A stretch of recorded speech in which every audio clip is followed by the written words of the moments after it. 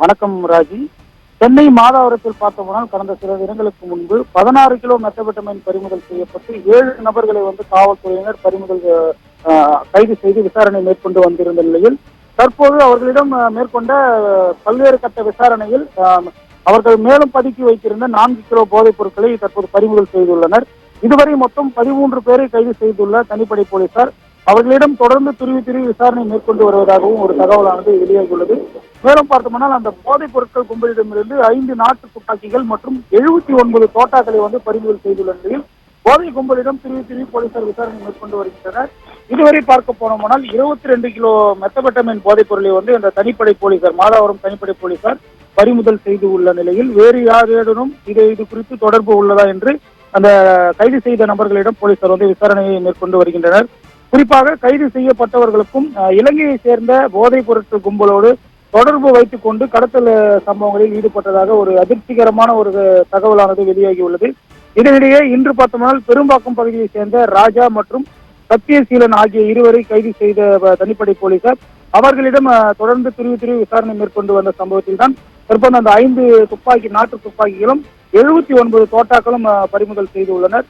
மேலும் போதைப் பொருட்கள் விற்பனை மட்டுமின்றி இவர்களுக்கு ஆயுத கடத்தலிலும் தொடர்பு உள்ளதா என்ற கோணத்திலும் காவல்துறையினர் விசாரணை மேற்கொண்டு வருகின்றனர்.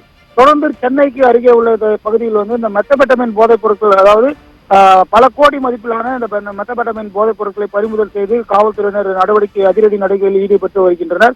இதனால் இந்த போதைப் பொருட்கள் கும்பலுக்கு ஒரு அச்சமான உணர்வு இருக்கும் என்று கூறப்படுகிறது. குறிப்பாக இந்த போதைப் பொருட்கள் கும்பலிடமிருந்து மேலும் பல்வேறு பொருட்கள் சிக்கலாம் என எதிர்பார்க்கப்படுகிறது. ராஜீவ், சம்பவத்தில் தற்போது 13 பேர் கைது செய்யப்பட்டிருக்கக்கூடிய சூழ்நிலையில் மேலும் யாரேனும் கைது செய்யப்பட வாய்ப்பு இருக்கிறதா? இதில் முக்கிய புள்ளிகள் யாருக்கேனும் தொடர்பு ஏதேனும் இருக்கிறதா? நிச்சயமாக ராஜி, முன்பு சொன்னார் போல இந்த கும்பலுக்கும் இலங்கையில் உள்ள ஒரு போதைப் பொருட்கள் கும்பலுக்கு தொடர்பு உள்ளதாக தற்போது அந்த முதற்கட்ட தகவலானது வெளியாகியுள்ள நிலையில் காவல்துறையினர் மேலும் விசாரணையை தீவிரப்படுத்தினால் குறிப்பாக இலங்கையை சேர்ந்த கும்பலில் கூட கைது செய்ய வாய்ப்பு இருப்பதாக ஒரு முதற்கட்ட தகவலானது வெளியாகியுள்ளது.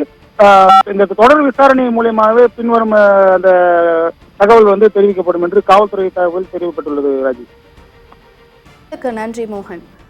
நேர்களை அண்மை செய்தியாக பார்த்து கொண்டிருக்கின்றோம். தற்பொழுது மாதவரத்தில் அண்மையில் 16 கிலோ மெத்தபெட்டமைன் போதைப் பொருள் பறிமுதல் செய்யப்பட்ட சூழலில் தற்பொழுது மேலும் 4 கிலோ போதைப் பொருட்கள் பறிமுதல் செய்யப்பட்டிருக்கக்கூடிய சம்பவம் அதிர்ச்சியை ஏற்படுத்தியிருக்கிறது. இது தொடர்பாக இதுவரை 13 பேர் தனிப்படை போலீசார் கைது செய்திருக்கின்றனர். விவரங்களை வழங்கினார் எமது செய்தியாளர் மோகன்.